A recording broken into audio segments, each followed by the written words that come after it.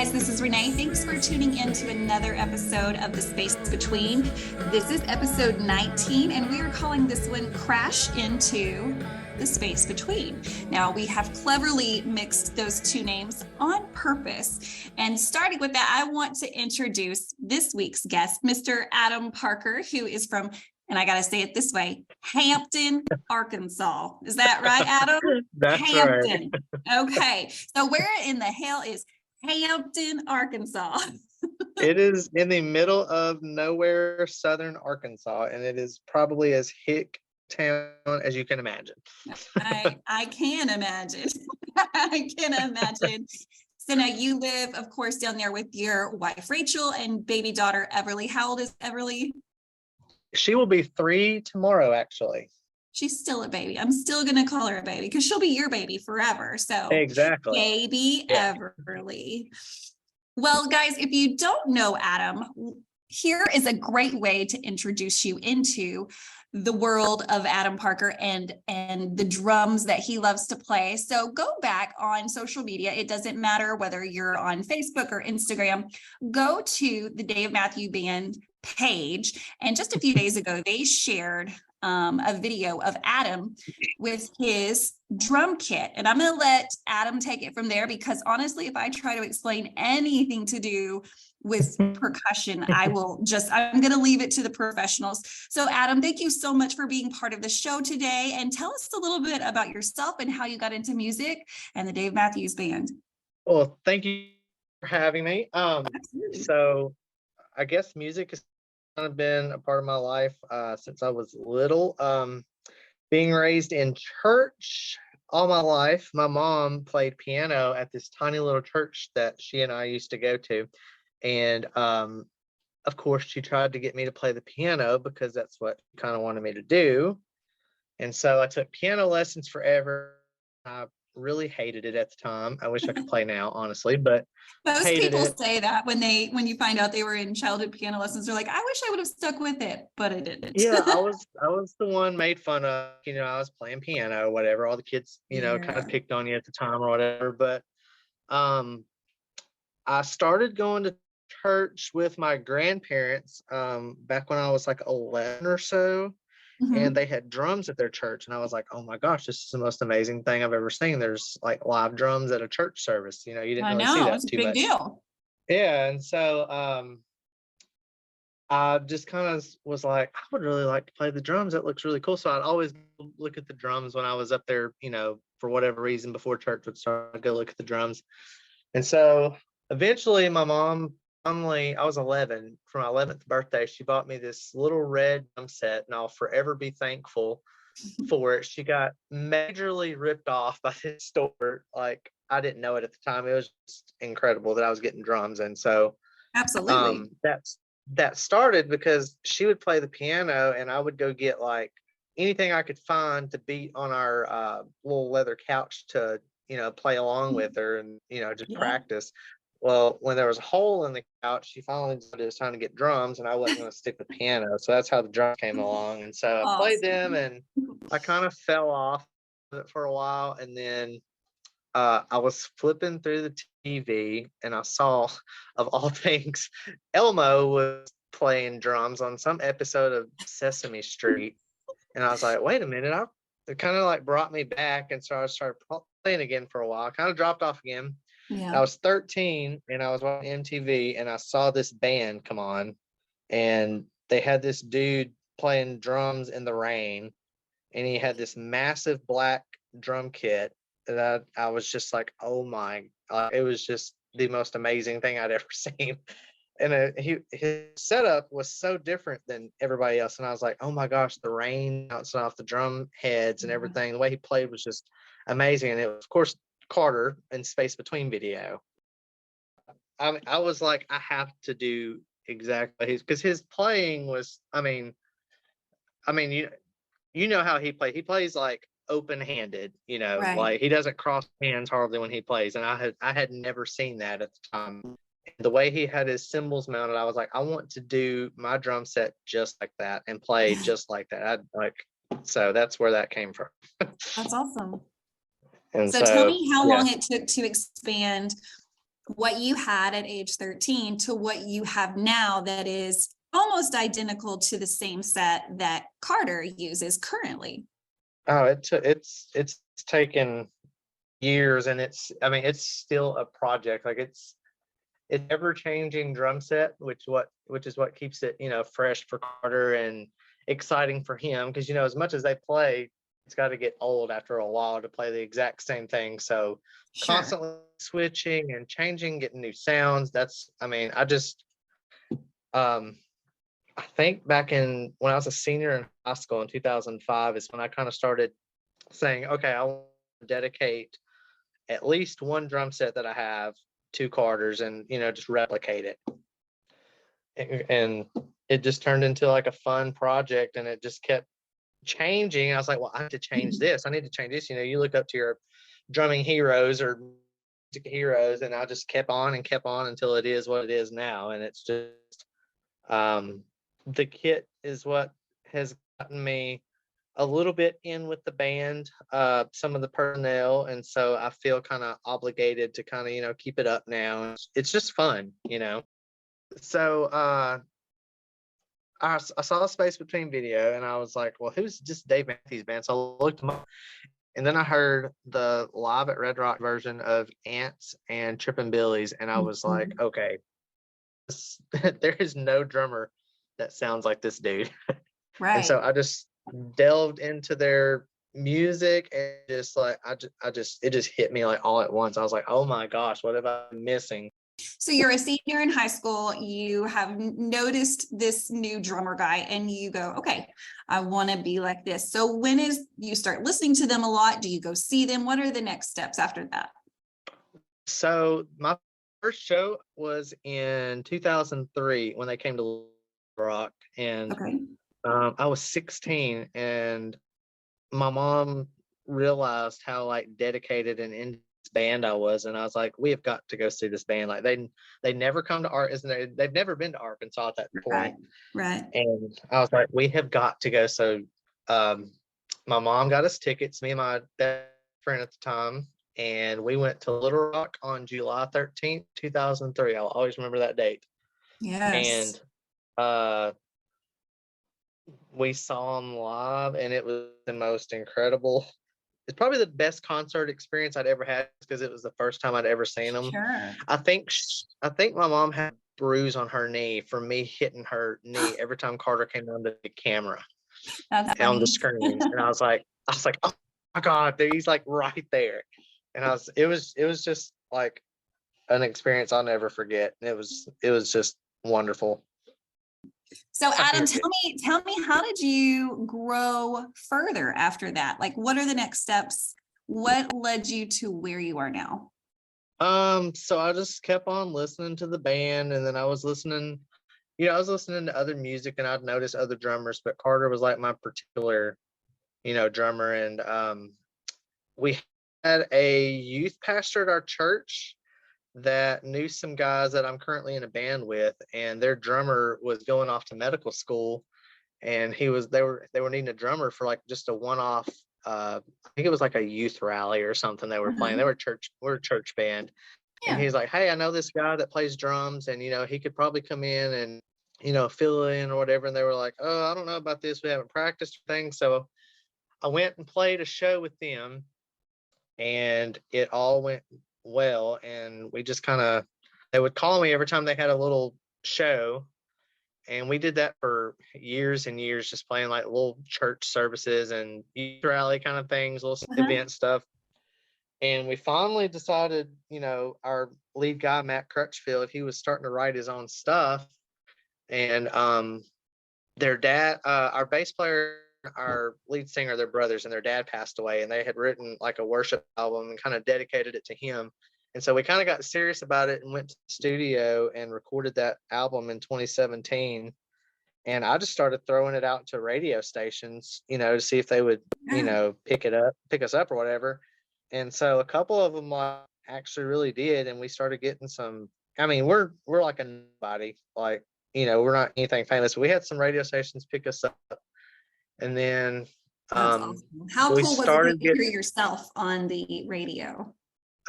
it it was pretty crazy. Everybody tells you, when you hear yourself on the radio the first time, it's kind of weird, and it kind of Yeah, was. It just was like, hey, that's us, and like these people can, if they're listening, can hear us right now. right. And so I just started emailing everybody, and whenever concerts would come through, I'd be like, hey, do you need an opening band? And we just kind of got um the okay to start doing that, and we've been just kind of chugging along, and we put out another record, and we've been opening for some names and just playing as much as we can. And so that's kind of where we're at now. Stay semi busy. That's really awesome. So how many gigs a year would you say that y'all, on average, that y'all do?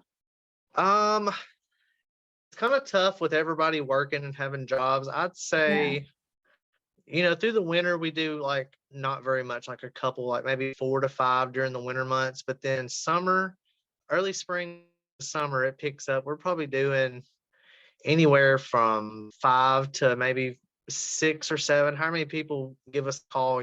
Like this summer's starting to kind of fill up a little bit, but life gets in the way, and Sure. we're not a touring band or anything. We just play as much as we can. So Well, you never know what the future holds, though, right? right.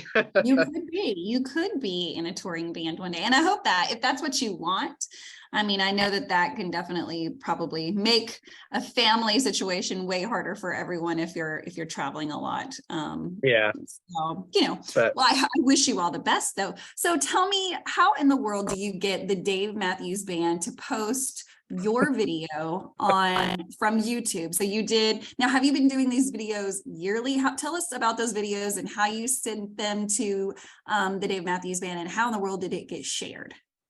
so a good friend of mine that used to run like the DMB diagram for Carter's drum set, Mhm. um, kind of went away from doing that, I'll say, and kind of left that alone. And so there's not been an official diagram that's kept up for Carter all the time. And they actually kind of, I think, want that done. And for some reason, it's just not been kept up lately. And so I just kind of, being, I've actually got this kit, and I make every change to it that Henry Carter's Tech makes. I think I started them back in 2018, and I just put a video up there and recorded it of my kit. And I was like, hey, this is what Carter's using. I've got his exact kit, and this is what all he's using. Because I have people that know that I've got his kit, and they'll message me all the time saying, hey, what's he playing? What sticks he using? What snares he using? All that kind of drum lingo. Yeah. And so I just recorded a video, and I just thought, hey, it'd be cool if B&B, maybe would share this. I mean, they're probably not, because they don't really share fan stuff very much. They're kind No, of they don't. tight knit. And so I just sent it in, and some people in management got back to me, and they're like, hey, we'd like to share this to the D&B socials, and what all kind of information would you like posted with it? And so from then on, every year that there's a change, I just start recording like a very amateur video, and I just send it in to the people that run stuff, and they run it through the management. They approve or they don't approve it, and it gets shared. And I'm incredibly honored that they do that. It's kind of mind blowing that a band of It's this a magnitude really shares big my. deal. It feels like a really big I deal to mean, me. I mean, to a lot of it people, it's a big deal. yeah. And so um Henry knows that I know the kit pretty well. So Um for those that don't know who Henry is, who is okay, Henry? yeah.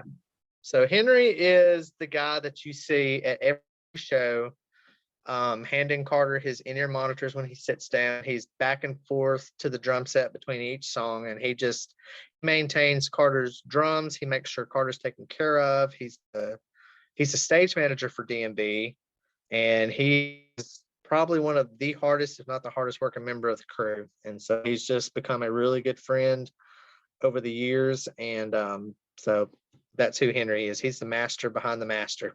That's really awesome. So now you can say no, but how in the world did you meet him? Um, I so in drum lingo, the drum rack that holds all of Carter's drums and cymbals up, that big little Okay. rack thing that goes around his kit. Uh-huh. So Carter played Yamaha drums. Well, back in 2013, Yamaha introduced a new version of that rack, and they had an ad in Modern Drummer called "Show Us Your Rack," and it was like a promotion for this new drum rack that Yamaha had come out with. So I took a picture of me and my kit and sent it into Modern Drummer. Well, they ended up publishing Carter's drum rack, and right beside his picture, they posted mine. And so there's, I've got this Holy crap. magazine around here that, so in this Modern Drummer magazine, there's Carter's kit and there's mine right beside it. And so What year, month was that, in case someone wants to look that up? that was, I want to say May of 2013. Right. And then it's been featured in May of 2015 in Modern Drummer, just my replica kit. Mhm. And then again, they did it last year on all the updates. But anyway, I emailed somebody that got me in touch with Henry, and Henry emailed me back, and it was like the most shocking email I'd ever got. And he was like, Okay. "Hey, really busy, but I would love to catch up with you and say hi and, show you the kit real quick." And so South Haven, Mississippi show 2013, we met up with Henry, and he took us on stage, and I could not even hardly walk. I was so I nervous. bet. And I think I was just when you meet somebody that you looked up to all this time, I think I was saying the dumbest questions. I couldn't form a sentence because I was in Yeah. shock. And so he Yeah. takes us on to stage between the opener and lets me sit down on Carter's kit. And I turned around and I was so nervous I nearly knocked one of his drums over. And Oh my then I turned God. around and he had Carter's singing mic like ready, because I think Carter sang on the first song, so he was testing his singing mic. I turned around and I smacked on my lips. And my wife was with me, and she just kind of told Henry, she's like, "Well, there goes me ever kissing my husband again." And it was, they both kind of laughed. That, yeah, that was my first experience backstage, and it was a blur, and I barely remember it. And That's he awesome. and I have been friends ever since, and we kind of keep in touch throughout the year, and he'll let me know what is changing on the kit, and I'll text him some stuff here and there, and usually every show he's getting me backstage to at least come say hi. With COVID, everything kind of Yeah. got shut down doing that, but it's a surreal experience and something I'll never take for granted. I hope I don't sound braggy. You I'm don't just at all. very, very, You're just very telling the thankful. facts. You're just telling us what has happened up until now. And I think that you have a really awesome story. And I know a lot of people, a lot of drummers that listen to this podcast that will be super envious of this story, because this really is. I mean, you don't meet people every day that are like, yeah, I went and sat on Carter's drum set, and yeah, no, that's not a typical story. So you're not bragging, but you're telling your story, and thank you so much, because it's really amazing. So if you haven't watched Adam's video yet, again, it was posted just a few days ago on all of the socials, and it was posted directly from the Dave Matthews Band. So check it out. You'll get to see Adam's kit, and then he'll kind of go through it and explain the differences between all of I don't know any of the names of the stuff. And it's funny because I was watching your video, Adam, and I wrote down, as you're going through like all the symbols and all the things, I wrote down, something called a splash. Is that right? Yeah, that's the tiny little symbols that Carter hits quite a bit. They're the little small ones all over his kit. Okay, so they make, I guess, how do they differ when they're smaller versus bigger? Like, is it a louder sound? Is it just a completely different sound? Like, yeah, so sound different? Yeah, the smaller the symbol, the quieter and the higher pitch it is. And so on a lot of the slower or the quieter D and B tunes, Carter, you'll see him hit those splash cymbals, and they just kind of they kind of splash around, so to say, and kind of just add little, high pitched frequencies in the music, and add little accents here and there. And so that's what those are mostly used for. Gotcha. Well, pretty much all of it was just, I can't imagine sitting in that chair and looking at all of the things that are there. I mean, because it's overwhelming to someone that doesn't know what any of it is. The only thing I can imagine, and I think the drums maybe look a little worse, but the only thing I can imagine is like getting behind a big pipe organ or something in a church with all the rows and all the foot pedals and going, oh yeah, I'm going to play this. No, you're not going to play it. You have to know what you're doing and what every little part is for. And so how long, I mean, it's taken you years and years Yeah. to learn all of the pieces of a kit, what they're for. Yes. And it looks like, based on your video, that you play that kit at church. Is that correct? Yeah. So our house, I cannot fit the Carter kit in his house. It's big, yeah. Yeah, I don't. And it's really weird when you're on the stage, the kit looks massive up there.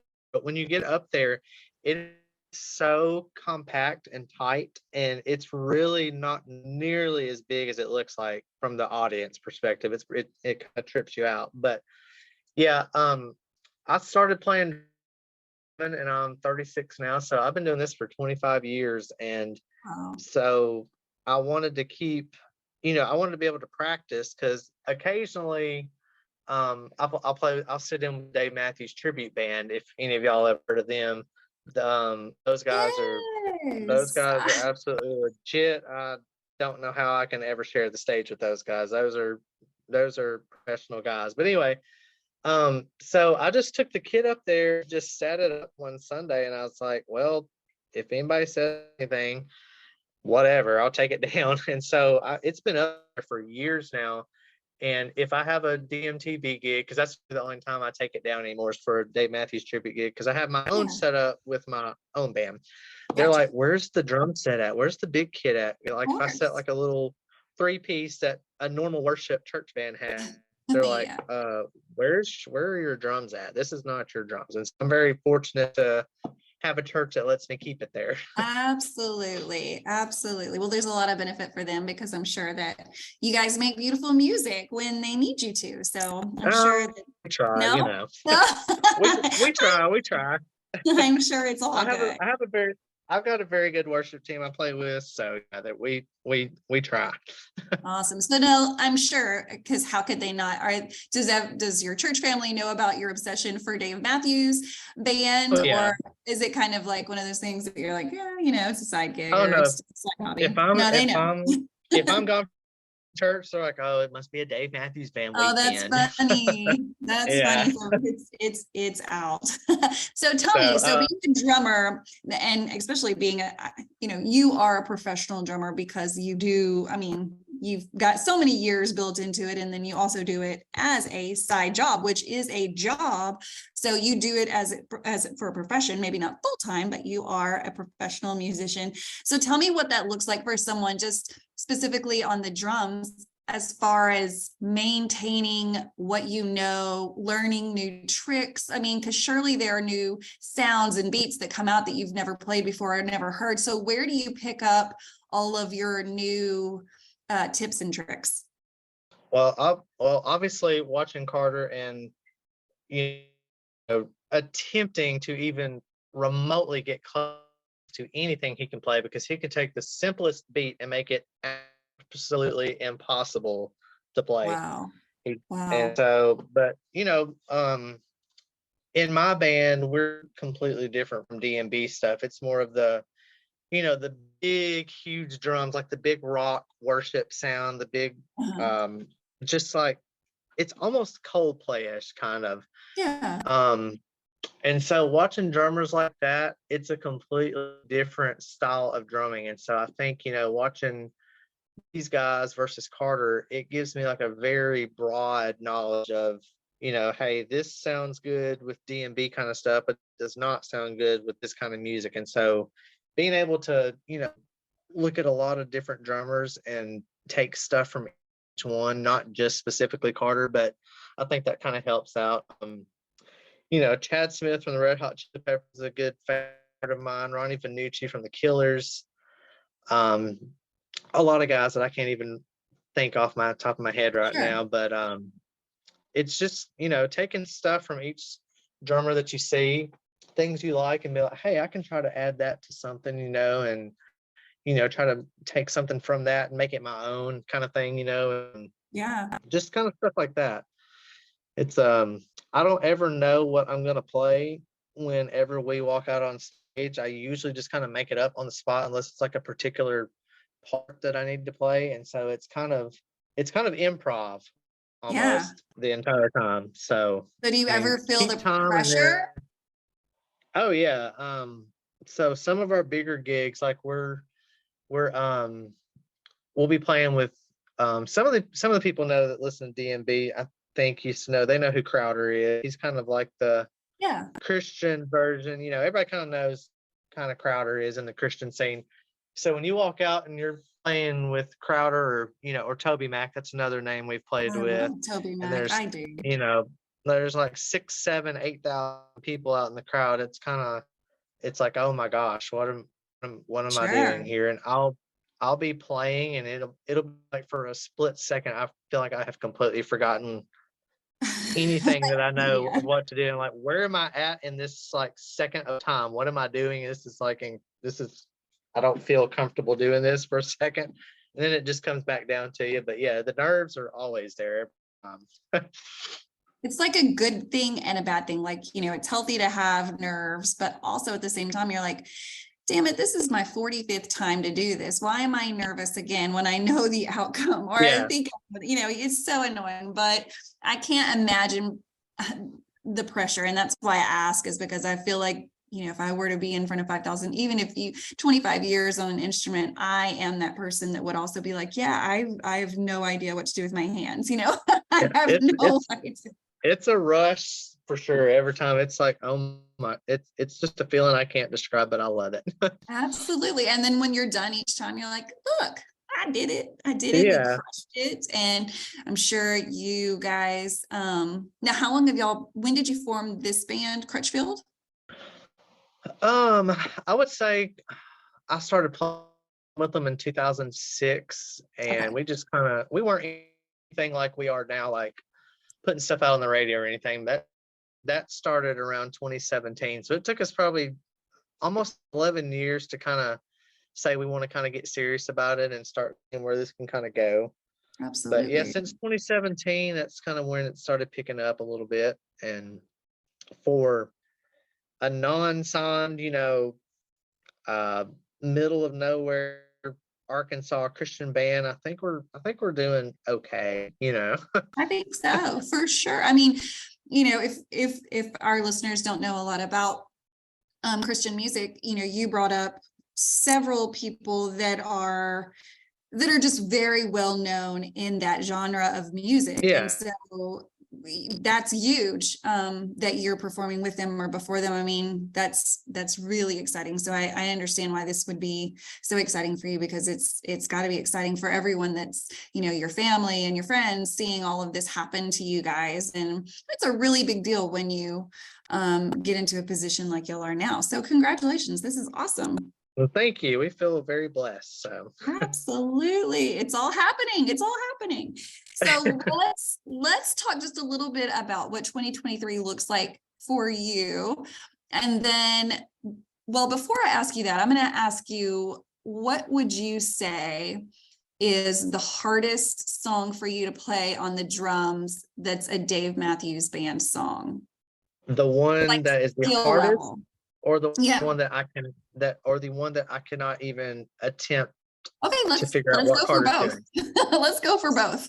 So You Never Know is I cannot figure that song out. I don't know how Carter came up with the parts. I don't understand how he changes the song every time he plays it. Oh yeah. That is, the timing in that song is beyond anything that I can attempt to imagine. That song is, yeah, it gives me fits. Wow. So You Never Know is extremely difficult. I have to listen more closely to that and just try to hear. I mean, not that it's going to mean anything, but I don't know that I can just pull out the drum line right now in my head of that song. I don't, It, all I can it's hear the is verses. okay. The chorus is easy, but the verses, it trips me completely out. Black and Bluebird is another Uh-huh. one that kind of trips me out. The way the Carter takes these songs that are, they're an odd time to begin with, but he takes them and makes them even more complicated than they actually seem. Of course. And Because he can. and yeah, I mean, I'm just like, if I ever like, I've sat on his kit many times. I've never got to actually meet him. I have a voicemail from Carter, but I just want to ask the guy, like, how do you come up with this stuff? It is Absolutely. Just just pick his brain. amazing. Like, yeah, I'm glad there's other people that, share my obsession, and it's just amazing. But now, what was my favorite songs to play, or the Yeah. most Well, difficult, sure. or Let's go with what you really like to play. And like, what could you sit down on the drums and like go, oh, I don't even have to think about it. Like this song can just come naturally from me. Like what is easy for you? um Ants is a fun one to play. Trippin' Billies is fun. Um, those kind of took me a little while to. I mean, well, Trippin' Billies kind of took me a while to get that song down, but it's pretty up there in the difficult level, but it's so fun. But Ants, whenever I play with a tribute band and the snare starts and the crowd just immediately knows what it Mhm. is, and you're Yeah. playing, like, that is just the funnest song probably for me to play, is Ants, probably of all time. Now tell me how you got mixed up with the tribute band. I am a fan. I've never seen them live. I do follow them on all the socials, and then of course just most recently listening to their podcast as they record between shows on the road. And so I'm Yeah. very intrigued by them. So how did you find them, and like how in the world did it get to the point where they were calling you up saying, hey, we've got an open spot for the drums, can you play with us? So a couple years, quite a few years ago now, I'm getting old. A I'm buddy older. of You can't mine, say you're old.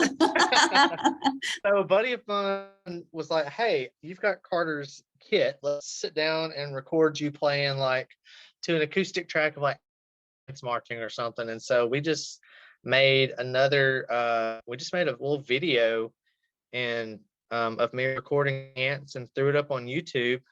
And we were just messing around, and I get an email on the Ants Marching forums one day, and it was Ryan from Dave Matthews Tribute Band. He was kind of over the band at the time, and he Uh-huh. was like, "Hey, we've got a gig down in Louisiana," and he's like, "I was kind of wondering if you wanted to come play drums for us." And I was like, "Oh my God, are you serious?" And Wow. so he saw that video, and that's what got me the call for that show. And so whenever they come, around Arkansas, Mississippi, Louisiana, I'll usually get a call to go play with them. I've played kind of all over with them, really. That's And so awesome. so just that video just being thrown up on YouTube randomly got me the gig with them, and it's been That's all it those are took. 'Cause it must have yeah. been really, really good. I mean, I don't think they would have just taken anyone. So give yourself that credit, Adam. You're a skilled percussionist that's being sought after. Well, I keep messaging randomly the band. Now, again, I don't know any of them from the tribute band. I think they know about my podcast, but that's kind of as far, only because they sent a comment or something that said, hey, thanks for doing that or whatever. But I messaged them a lot saying, come to Arkansas. Come to Oh, Arkansas. And I know that they probably don't directly see that because I know they have a new like social media director type person, but come to Arkansas, Dave Matthews Tribute Band. There are actually a lot of us fans here, right, Adam? come to Georgia's majestic Lounge Yes. in Fayetteville. Fayetteville, book us. Yes. I mean, whatever I need to do, like I live close to George's. If I need to go down there and try to find their booker and say, look, this is going to be a great time. I can promise you it's going to be sold out because, we got enough people that would come up or down for it or whatever. So Oh yeah, we need to I make think they're that working on happen. it. I think We they're need to trying be, to get there. I I hope think so. the last time we played in Arkansas was in Little Rock at either the Rev Room or Sticky Fingers, one of the two.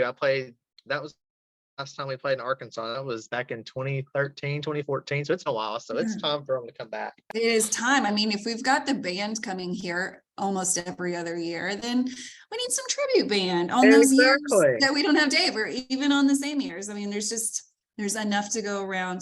Well, Adam, thank you so much for first agreeing to do this. I know that life's been really busy, and Christmas and kids and wives and all of this stuff make life really messy and hard to just sit down for an hour and explain, some passions that that we both love. We love the Dave Matthews Band. We are tied to them. And so I appreciate you being willing to come on and just speak to what you're doing with your band, and what I'm sure that you're going to be doing some really fun things this year, because I like to think that COVID is, for the most part, in the back of all of our brains. Every once in a while, Absolutely. I do see some people wearing masks, and honestly, I think if anything, it's taught us, when you are sick, wear a mask, or maybe don't go out, all the things. But we try to not think about COVID so much, and I know that was something that was keeping you from doing a lot of things you wanted to, like last year, wanting